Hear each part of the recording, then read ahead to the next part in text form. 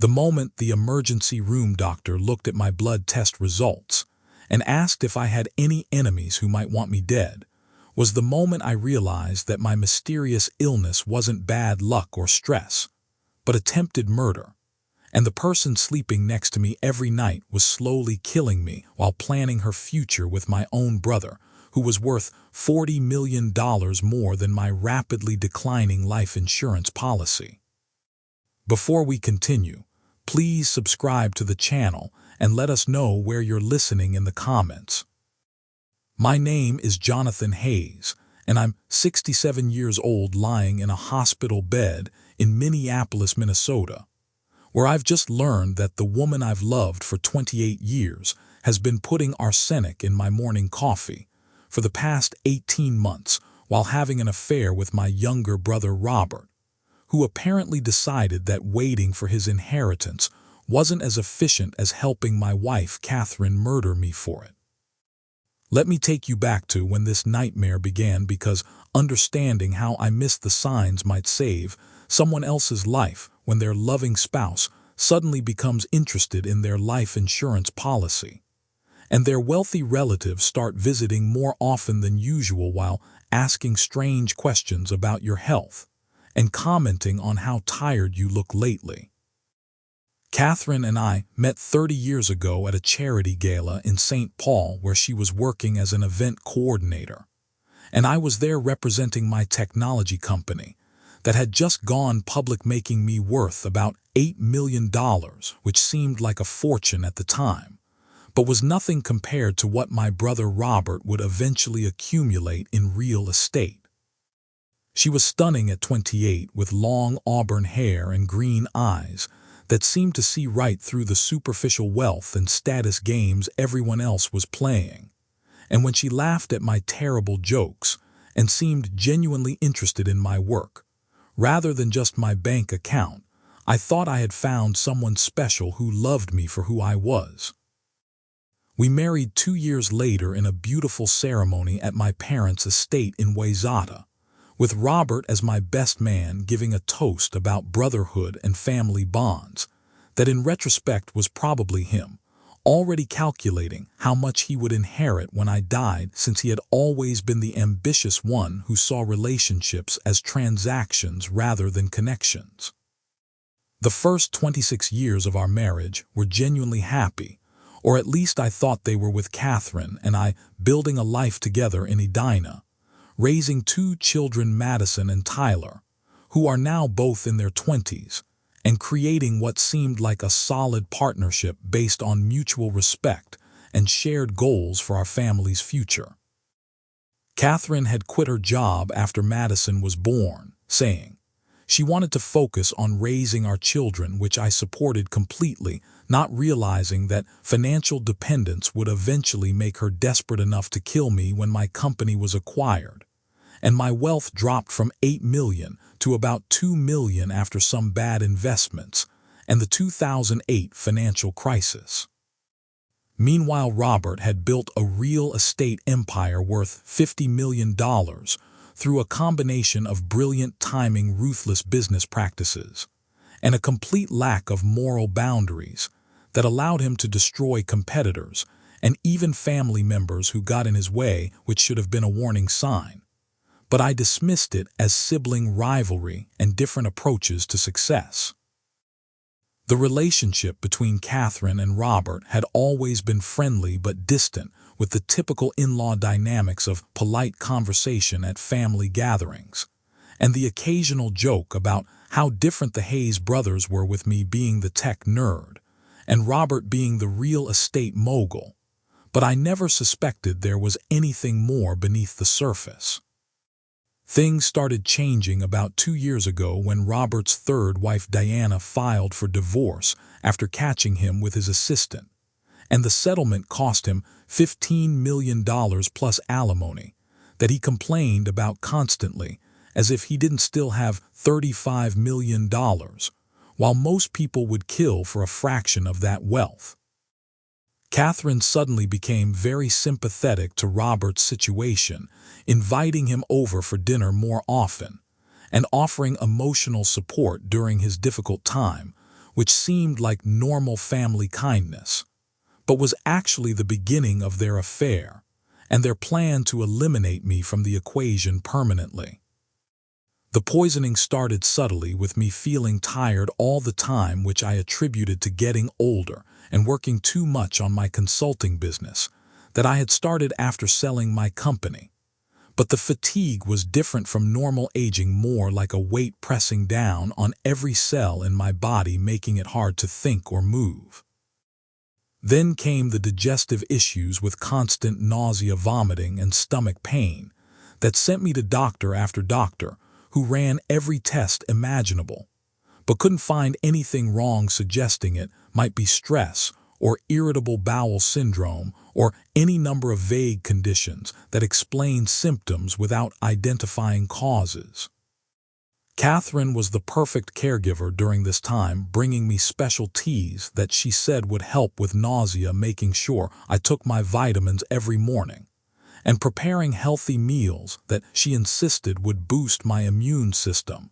never mentioning that she was adding tiny amounts of arsenic to everything she gave me. The arsenic was brilliant in its slowness, because acute poisoning would have been detected immediately, but chronic low-dose exposure mimics so many other conditions that doctors chase zebras while missing the horse that's slowly killing you right in your own kitchen, served with love and a kiss on the forehead. Robert started visiting more often, always when I was at my sickest, lying on the couch too weak to participate in conversations, while he and Catherine sat in the kitchen, talking in low voices about things they claimed were just family business, but were probably planning their future together once I was out of the picture permanently. He would bring me expensive supplements and health foods, claiming he wanted to help his big brother get better. But I now wonder if some of those supplements contained additional poison to speed up the process when 18 months of slow poisoning wasn't moving fast enough for their timeline. The worst part was how Catherine used my illness to isolate me from friends and other family members, telling them I was too sick for visitors, or that I needed rest, when really she didn't want anyone getting close enough to potentially recognize the symptoms of poisoning or ask too many questions about my declining health. She convinced me to give her power of attorney for medical decisions in case I became incapacitated, which seemed reasonable given how sick I was, but was actually part of the plan to potentially pull the plug if I ended up in a coma, or to prevent certain tests that might reveal the poisoning before it was complete. My daughter Madison noticed something was wrong during a visit home from graduate school, commenting that I looked gray and my hands were shaking, and she insisted on taking me to her friend's father, who was a doctor at the Mayo Clinic, which Catherine tried to discourage, saying we should trust my regular doctors. But Madison persisted with the stubbornness she inherited from me and made the appointment herself, driving me to Rochester, despite Catherine's protests that the trip would be too exhausting and that Madison was overreacting to normal aging symptoms that didn't require such dramatic intervention. Dr. Harrison at Mayo was different from the others, immediately noticing symptoms that others had dismissed, like the white lines on my fingernails called Mees lines that are a classic sign of arsenic poisoning, and the specific pattern of my neuropathy that suggested toxic exposure, rather than diabetes or other common causes. He ordered a heavy metals panel that my previous doctors hadn't thought to run, and when the results came back showing arsenic levels 40 times higher than normal, he immediately admitted me to the hospital and called the police, because this wasn't accidental exposure but deliberate poisoning. The detective who interviewed me was a middle-aged woman named Sarah Coleman, who had seen this before and knew exactly what questions to ask about life insurance policies, recent changes to wills, and who had access to my food and drinks on a daily basis, which made me realize how common this type of attempted murder actually was. I told her about Catherine being my primary caregiver,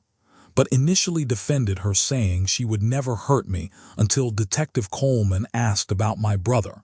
and whether there was any relationship there, and suddenly pieces started clicking into place that I had been too sick and too trusting to see. The life insurance policy that Catherine had insisted we increase to $5 million last year because of inflation and wanting to protect the children's inheritance now seemed less like financial planning and more like murder preparation, especially since she was the sole beneficiary and had been paying the premiums from our joint account. The weekend trips Catherine had been taking to help her sister in Chicago, which I couldn't accompany her on because of my illness, lined up perfectly with Robert's business trips to the same city and hotel receipts. I found later confirmed they had been meeting there for over a year planning my death, while I lay at home grateful for a wife who would take breaks from caregiving. Detective Coleman got a warrant to search our house and found the arsenic hidden in Catherine's craft room inside a container, labeled as a metallic paint additive which she claimed was for an art project she had been working on but couldn't explain why the quantity was consistent with chronic poisoning, or why her fingerprints were the only ones on the container. They also found text messages on a burner phone between Catherine and Robert discussing timeline and dosage, including one where Robert said we need to be patient, too much too fast will raise suspicions. And Catherine replied, I know, but watching him suffer is harder than I thought it would be, which showed both premeditation and a twisted form of conscience.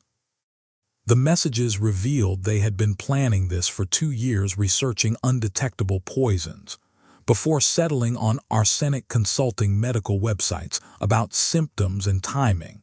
and even discussing which funeral home to use and how long to wait before going public with their relationship after my death to avoid suspicion. Robert had promised Catherine $10 million from my estate plus marriage, once a respectable mourning period had passed, and they had practiced their story about finding comfort in each other during their mutual grief, which would explain their sudden relationship to anyone who might question the timing. They had even discussed having children together, with Robert saying he wanted heirs who weren't gold diggers like his ex-wives, and Catherine promising to be the devoted wife and mother he deserved after sacrificing so much to build his empire, which made me realize she had never loved me, just my potential wealth. The arrest happened simultaneously with police taking Catherine at our house while she was preparing my evening medications, and Robert at his office, where he was meeting with investors, probably planning how to spend my life insurance money before I was even dead, which showed a level of confidence that they would get away with murder. Catherine's reaction was to immediately blame Robert, saying he had manipulated her and threatened her if she didn't help him, but the evidence showed she was an equal partner in the planning and had actually been the one to research the arsenic and suggest the slow poisoning method over Robert's preference for making it look like an accident.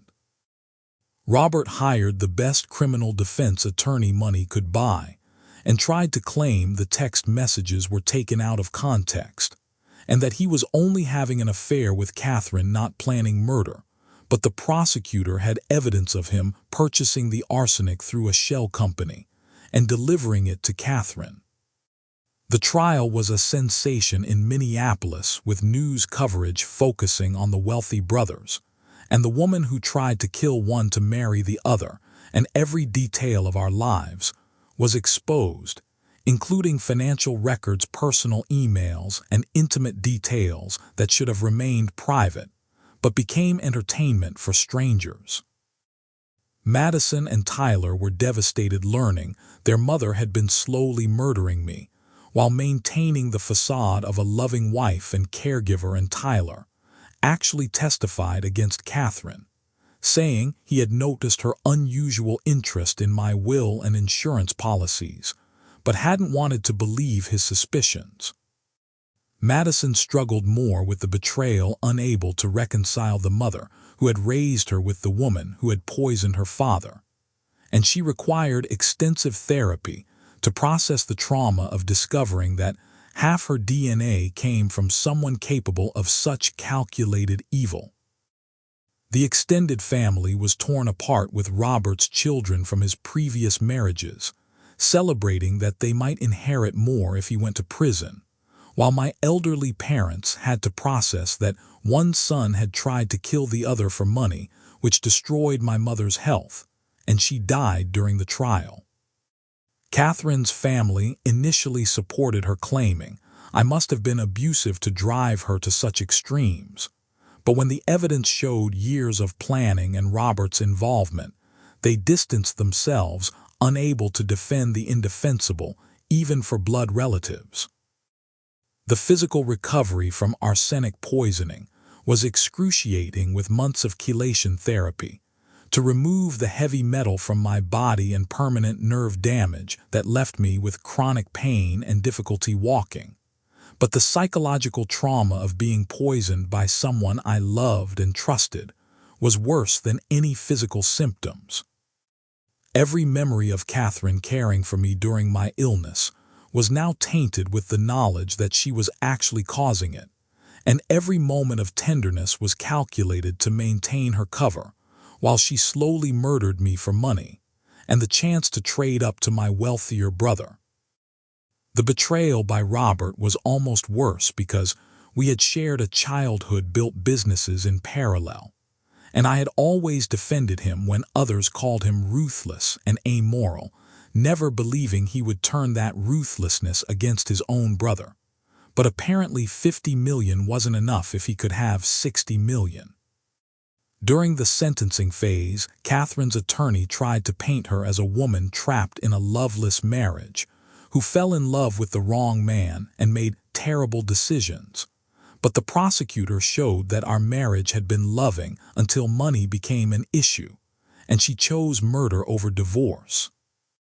She was sentenced to 25 years to life for attempted murder, conspiracy, and fraud, while Robert got 30 years because of the financial aspect and his role in planning and facilitating the poisoning, though his lawyers immediately filed appeals that would drag on for years. The financial aftermath was complex, with the divorce being processed while Catherine was in prison, and her attempting to claim half our assets despite trying to murder me, which required extensive legal battles to prevent her from profiting from her crime, even partially. Robert's assets were frozen pending civil lawsuits I filed for damages and emotional distress, and his real estate empire began crumbling as investors fled and banks called in loans, not wanting to be associated with someone who tried to murder his own brother for inheritance. The life insurance company refused to pay out the policy Catherine had tried to collect on, obviously, and actually sued her for fraud related to the application, where she had to confirm no criminal intent, which added another legal battle to the mounting pile of litigation. I had to sell our house in Edina because I couldn't live there anymore, with every room containing memories of Catherine poisoning me, and moved to a smaller place in Minnetonka, where I installed security cameras and had every meal tested before eating it, which might seem paranoid, but attempted murder changes your relationship with trust. Madison moved back home to help with my recovery, taking a leave from graduate school that derailed her career plans. But she said keeping me alive was more important than any degree, which showed the kind of loyalty and love that Catherine had only pretended to possess.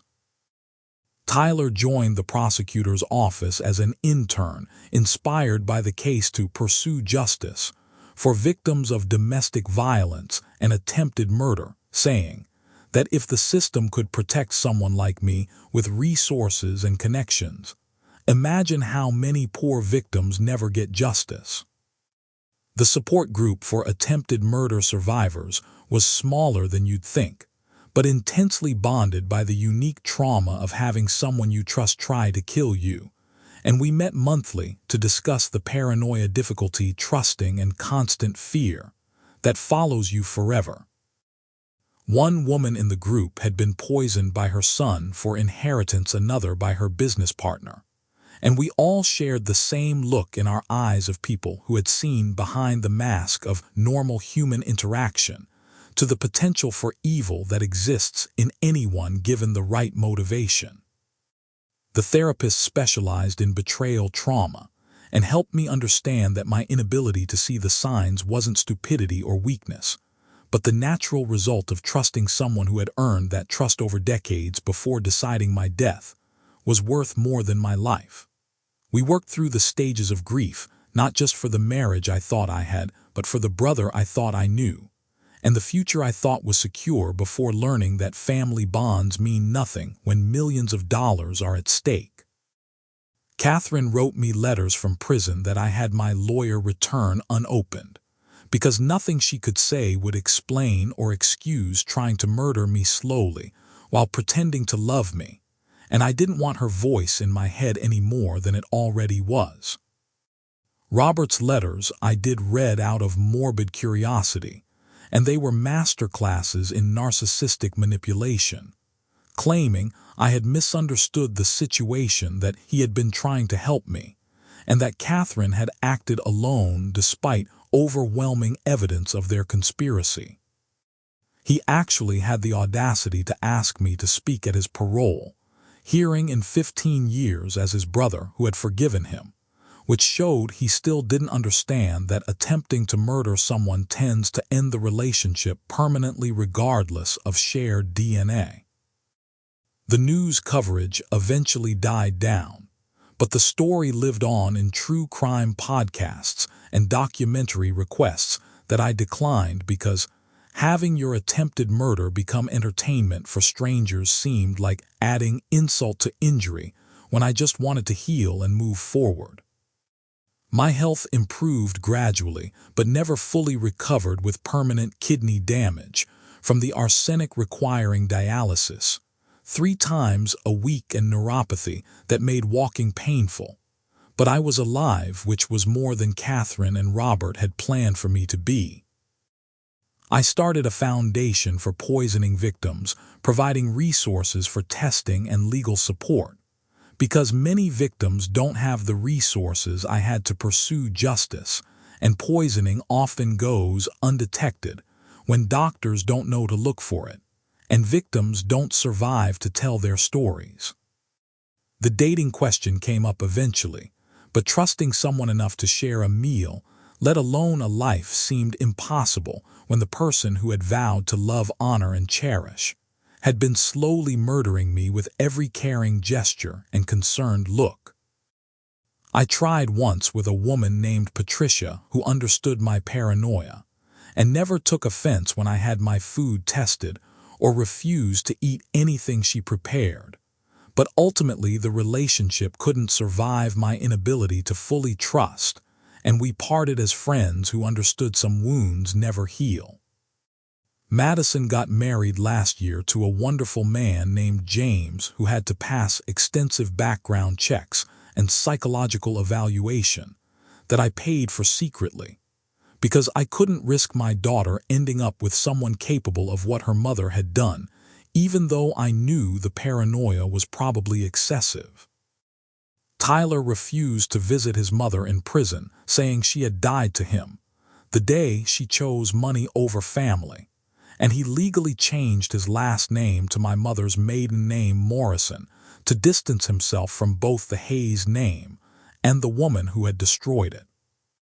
The prison updates I received indicated Catherine had become a model prisoner, teaching literacy classes and leading a Bible study group, which seemed like either genuine redemption or the same manipulation that had fooled me for 28 years.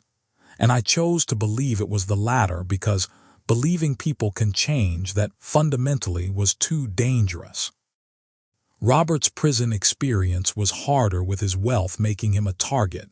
and his crime making him a pariah even among murderers, because trying to kill your own brother for money violated some code even criminals respected, and he spent most of his time in protective custody.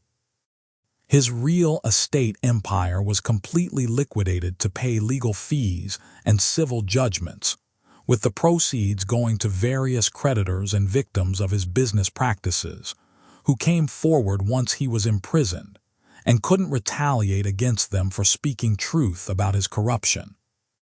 The irony was that if Catherine had simply divorced me, she would have gotten half of everything legally, and Robert already had more money than he could spend in a lifetime. But greed and impatience made them risk everything for more, and they lost it all, including their freedom. The doctors told me I probably have 5 to 10 years less life expectancy